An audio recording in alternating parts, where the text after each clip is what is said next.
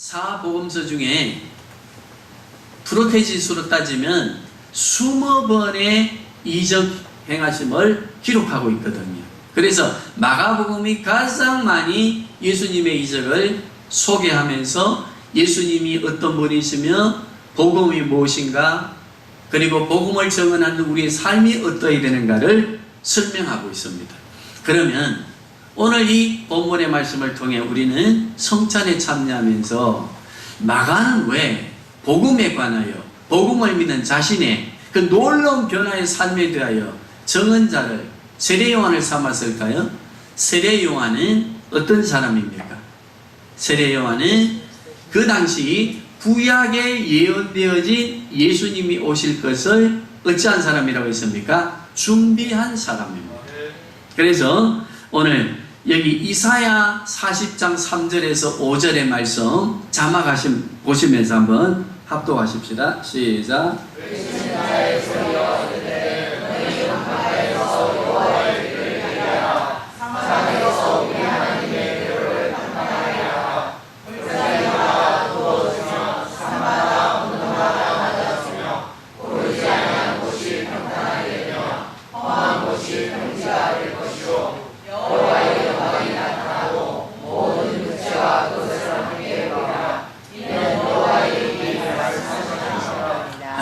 거기에 뭐라고 말했나 하는가면요, 예수 그리스도가 오시기 전에 그리스도의 길을 예비하는 자가 있을 거라 했습니다.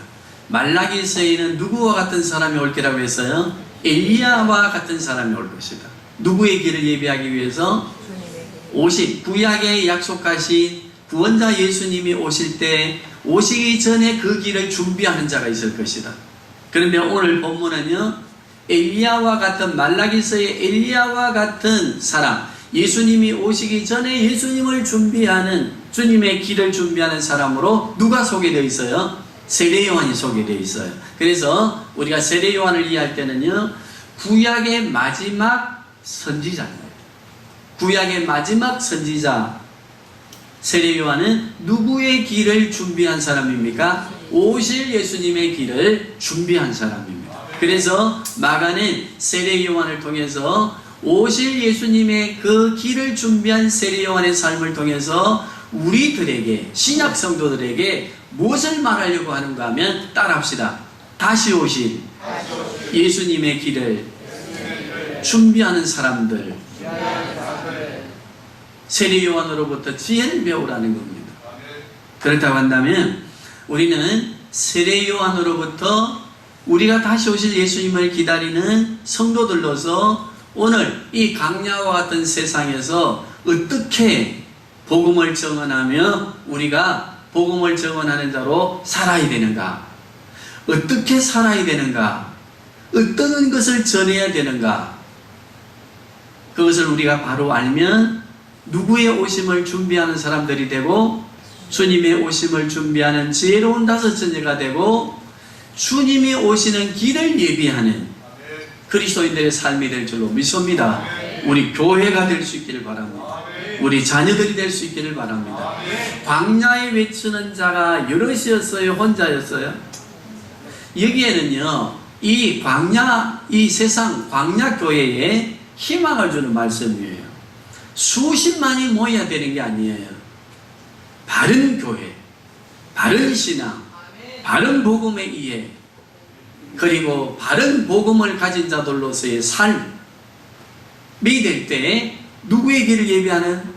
주의 길을 예비하는 자가 되고 그 교회의 영향력이 어디까지 뻗치는가 하면 온 유대 땅 사마리아 전 지역에 세례 요한의 영향력이 미쳐진 것처럼 비록 작을지라도 소수일지라도 다시 오실 예수님의 길을 준비하는 사람들이 세례 요한과 같은 삶으로 준비하게 되면 그 영향력이 성령 하나님에 의해서 확장된다, 확장 안 된다? 확장된다 말씀해 주십니다. 자, 그러면 준비하는 주님의 길을, 오실 예수님의 길을 준비한 세례 요한의 삶이 어땠는가? 자, 4절 한번 보시겠습니다. 시작.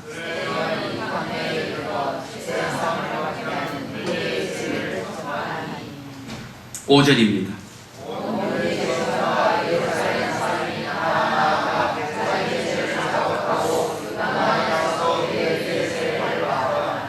요한이 광야에서 요단강가에서 무엇을 외쳤다고 했어요? 회개를 외쳤어요. 다시 오실 주님의 길을 예비한 우리 성도들은 무엇을 외쳐야 되는가 하면 회개를 외쳐야 되는데, 어디에 회개를 외쳐야 될까요? 따라합시다. 내 심령에, 내 양심에, 내 양심에 내 자신이 회개를 촉구해야 돼요. 아멘. 너는 예수 믿는 사람으로서, 다시 오실 주님의 길을 준비하는 성도로서, 자녀로서 너는 어떻게 살고 있는가에 대한 고민이 없으면 안 됩니다. 이 회개가 없으면 안 됩니다. 우리의 심령을 향한 광야의 외침이 있어야 됩니다. 회개하라. 두 번째 회개의 개념이 무엇입니까? 세상을 향한 회개의 외침입니다. 따라합시다. 세상을 향한 회개의 외침은 전도다. 그렇습니다. 무엇을 외쳤습니까? 회개를 외치면서 너희는 내 뒤에 오시는 예수님을 만나야 된다. 그것을 전파했습니다. 우리 성도님들, 우리는 이 광야에서 외치는 세례 요한, 다시 오실 예수님을 기다리는 우리들이 어떤 외침을 외쳐야 되는가에 대하여 기억해야 됩니다. 내 자신에 대한 회개를 외쳐야 됩니다. 세상을 향하여 회개를 외쳐야 됩니다. 그리스도의 복음을 증언하는 회개자의 삶이, 외치는 자의 삶이 있어야 될 줄로 믿습니다. 예수 그리스도를 구주로 고백한 자의 첫 번째 덕목은 중생입니다. 세례 요한과 같은 삶을 살아야 됩니다. 그러한 삶을 살고 있는가에 대해 우리는 우리 양심을 향해서 외쳐야 됩니다. 이 마음, 양심은 거룩한 성령입니다. 성전입니다. 누가 계십니까? 성령이 계십니다. 성령 하나님께서 끊임없이 세례 요한의 음성을 우리에게 들려주시면서, 신철아, 너는 목사로서의 삶을 지금 살고 있느냐? 여기에 대한 외침이 있을까요? 없을까요? 있습니다. 내 자신도 내 양심을 향해서 외칩니다. 거기에 대하여 우리는 무엇이 일어나야 된다고요? 회개가 일어나야 될 줄로 믿습니다. 회개가 일어난 사람, 세상을 향해서 회개를 외치는 사람입니다. 그리스도의 복음을 증언하는 자의 삶입니다. 자, 그러면 우리가 우리 자신을 향하여 질문하게 되고 회개를 촉구하는 음성을 우리가 들을 때 어디에서 그 음성을 우리가 분별해야 되느냐? 우리 6절 한번 보시겠습니다. 시작.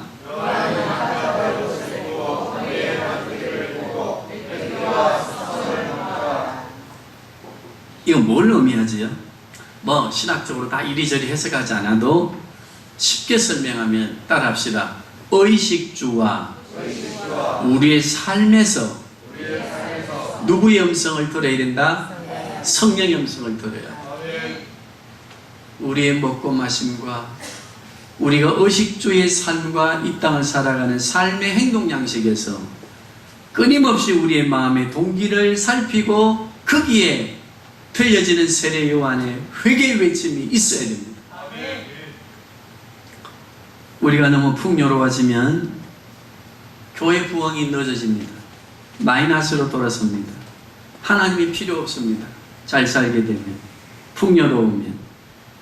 그러면서 하나님을 믿는 신앙은 합리화가 일어납니다. 그리고 우리는 회개하지 않습니다. 둔탁해집니다. 그러나 세례 요한은 의식주의 삶을 통해서 자신의 내면의 세계에 끊임없이 성령 하나님의 음성을 듣는 회개의 음성을 들으면서 자신을 살폈습니다. 그리고 예수 그리스도의 길을 준비했고 그리스도가 구원자이심을 증언했습니다. 우리의 삶이 되어야 됩니다. 성찬에 참여하시면서 우리도 성령의 음성을 듣는 시간이 되기를 원합니다. 성령 하나님은 이 시간 우리에게 세례 요한을 통해서, 증언자인 세례 요한을 통해서 우리의 마음에 회개를 촉구하시는 줄로 믿습니다. 여기 우리의 삶을 한번 돌아보십시오. 이 삼복도에 우리는 무엇을 위해 살고 있는가?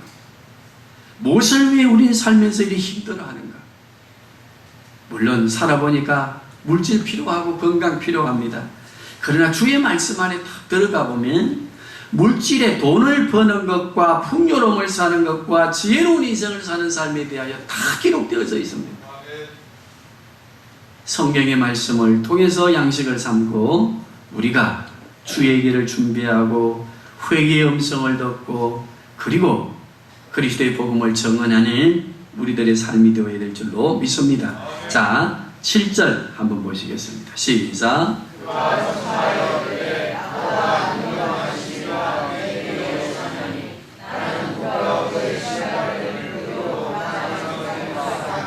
네, 주의 길을 예비하는 사람들, 준비하는 사람들, 재림의 예수를 기다리면서 재림의 예수님이 오실 길을 예비하는 우리 성도들, 무엇을 말씀합니까?